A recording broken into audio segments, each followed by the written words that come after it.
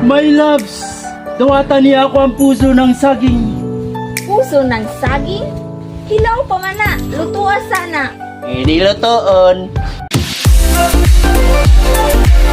Kaya tag puso ng saging guys, kaya atong lutoon. May na lang makatilaw siya sa ato ang puso.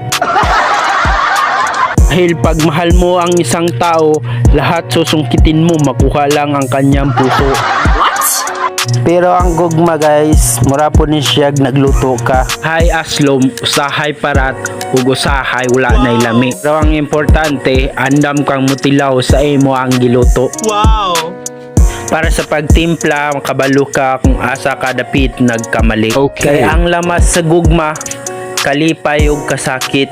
Kung asa man anang duha, importante mag-uban mo asa man anang sitwasyon na. Dahil kung nagluluto ka, kahit ano pa man ang iyong niluluto, lalong sasarap kapag sinamahan mo ng pagmamahal sa mga taong kakain ng niluluto mo.